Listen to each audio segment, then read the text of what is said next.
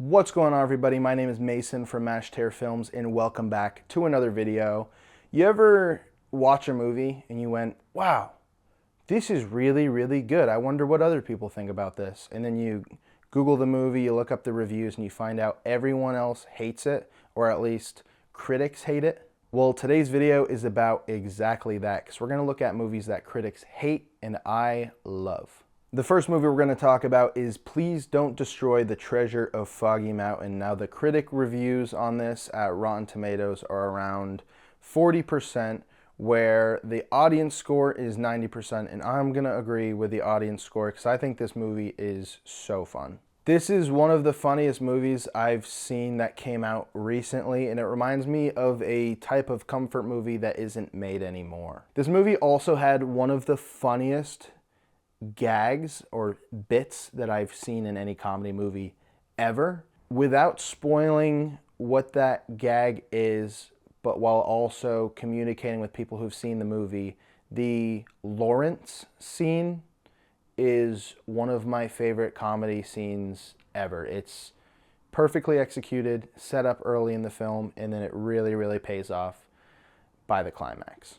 So, the 2002 Scooby-Doo movie has a 32% critic score and a 40% audience score. I didn't realize I was the only person on this planet to like this movie. It's got that witty James Gunn writing. Yes, James Gunn wrote this movie. Yes, that James Gunn. It's got perfect casting. You got Matthew Lillard as Shaggy. You got Freddie Prinze Jr. as Fred.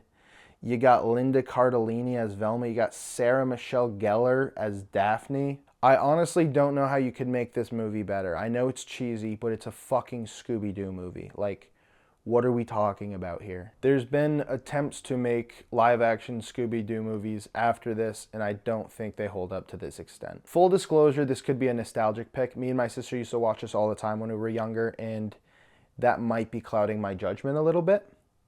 But I watched it the other day, and I like it. Rocky IV has a 39% critic score and a 79% audience score.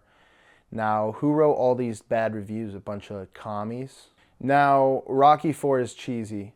This is a popcorn movie. Rocky I and Rocky II took themselves very seriously, and they're like actually genuinely really good movies.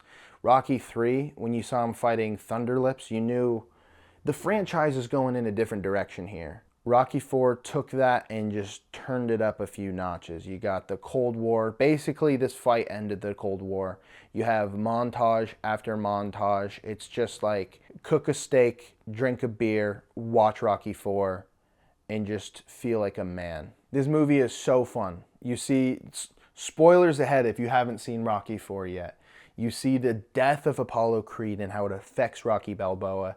You see him cutting down trees. You get two training montages basically within a minute of each other. Seriously, it's like a 4-minute montage and then like 1.5 minutes of Rocky and Adrian talking. And then you get another 5-minute montage. It's just, and then you got like one scene and then boom, they're in the fight. This movie is just action sequences. It's just him training and fighting and being upset because his friend is dead.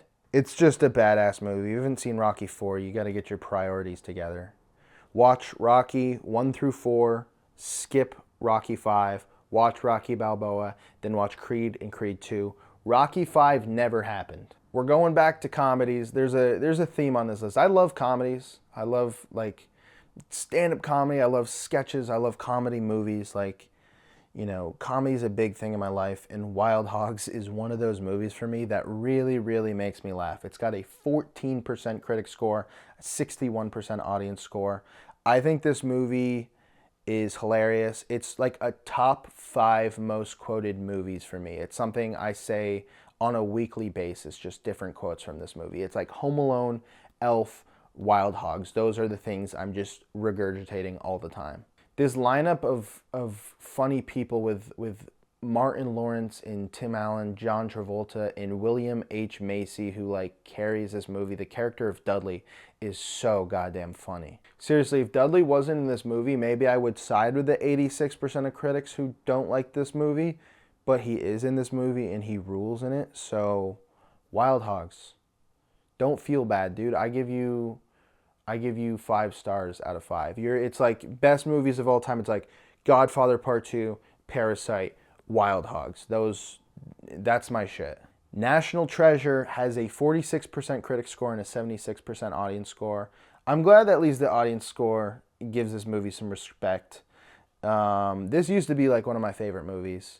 I really miss adventure movies like this. Like, it kind of reminds me of The Goonies all grown up. Like, I know those are different films, but in terms of tone, there's a lot of similarities there.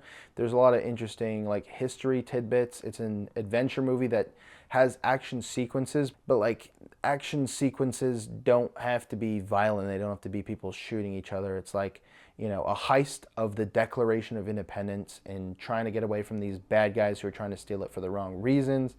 I just think it's a really cool movie. I think it's an interesting concept, and I feel like it was well executed. And you got Nick Cage.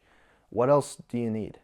Bullet Train, 53% critic score, 76% audience score. So yes, more critics like this movie than don't like this movie. They think it's good overall. But the fact that it's in that 50% range is like, y'all are sleeping on this movie. Like, I don't think this has a lot to say about the world. Like, I didn't watch Bullet Train and I'm like, I want to be a better person. Or like, it didn't unlock any new theory or any like idea. It didn't make me a better person, but I had a lot of fun with this movie. It was a fucking blast. The character of Brad Pitt, just this like guy who doesn't want to hurt people. He wants to be a pacifist, and he's like incredibly lucky and unlucky, and because of this he keeps hurting people by accident and killing them. You have Lemon and Tangerine and that whole bromance and that whole dynamic. You just have so many vibrant, interesting characters, and you have so many set pieces. You have this whole film that takes place on a train, and the amount that they're able to do with this small setting is so interesting to me. It's like a goofy John Wick with a little bit of a whodunit aspect to it.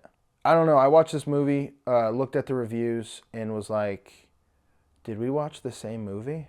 But there you have it. These are the movies that critics overall really didn't like, but I had a blast watching. Now, one thing I'll say is I feel like Rotten Tomatoes has become like the gold standard of reviewing, and I think that's not fair. And I kind of referenced it in a weird way in this video. Like, you got to understand, it's a bunch of different critics, and it's like, in order to really understand what they think of the movie, you got to read the reviews, because they might say, oh, it was really, really funny, but it was a dog shit movie overall, so I'm going to give it a bad score. Like, I enjoyed it. I liked watching it, but it's a bad movie.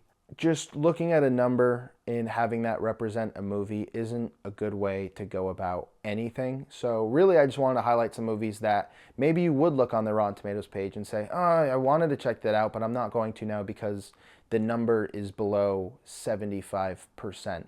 All right, everybody, that's all I got for you today. Let me know in the comment section below a movie that you really enjoy that has terrible reviews, and tell me why you like it. Peace out, everybody. Until the next video. Peace out, everybody.